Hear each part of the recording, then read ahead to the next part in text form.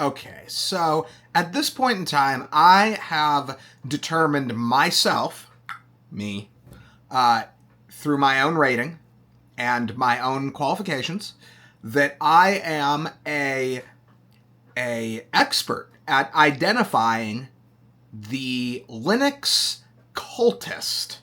Okay? Now, the Linux cultist seems like a complex creature.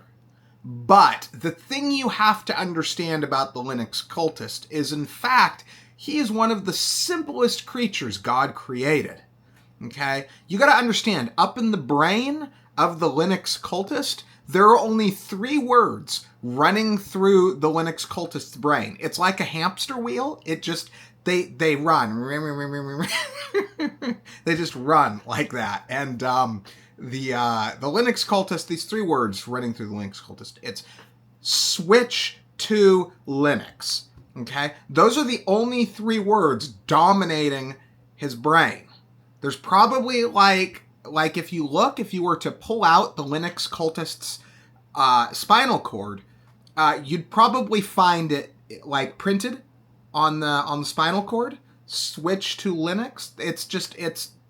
There's like little imprints in the back of their eyeballs. It's all they've got. It's like it's in their DNA. They can't help themselves, but there are outwardly visible signs that you can use to identify a Linux cultist. So among these signs include typically a simple conversation with the Linux cultist. It will suffice. Okay, you don't need 15, 20, 30 minutes with the cultist. You can identify that they have sold their soul to the cult very easily. So if they, for example, obsessively talk about the dangers of proprietary software, typically this is something only the Linux cultist will talk about. You will not see other people talking about this. The Linux cultist typically cannot take no for an answer. So if you tell the Linux cultist, no, I don't want to switch to Linux, and those words are sacred to them, okay? Switch to Linux is sacred to the Linux cultist. You need to understand that. So when you refuse to switch to Linux, that's like refusing to, I don't know. I mean, if you're in church on Sunday and they go to break bread, that's like refusing to break bread with the cultist. You got to understand, okay? But if you tell the Linux cultist, no, I don't wish to switch to Linux because, and you have a very good reason. You tell them, I don't know, randomly, I want to keep using Adobe Photoshop and I can't use Adobe Photoshop in Linux. So here's what'll happen. The Linux user will tell you, well, first of all, they'll try to tell you that, well, nobody uses that software. You're the only one using that software, so why don't you just switch to Linux because no one else is using it?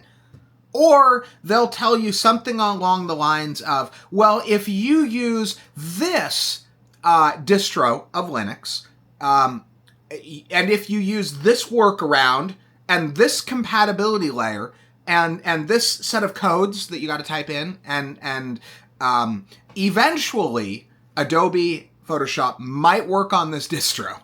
None of your other software will work on this distro, but the Photoshop will work. So there's that. The Linux cultist will presume that they know everything. So Linux cultists will insist that the non-Linux user does not know anything. They're just a stupid user. They don't know anything. So I hope this helps you. This is just a basic field guide. There are some more advanced techniques that can be used to identify the Linux cultist in the field, as it were. But I really think that just a couple of these signs are really all you need. I mean, how many symptoms do you need to diagnose? So I hope you guys find this information useful, and stay safe out there. The Linux cultist, they're watching, and they're waiting for another victim. So don't fall for the misinformation. Thanks for watching.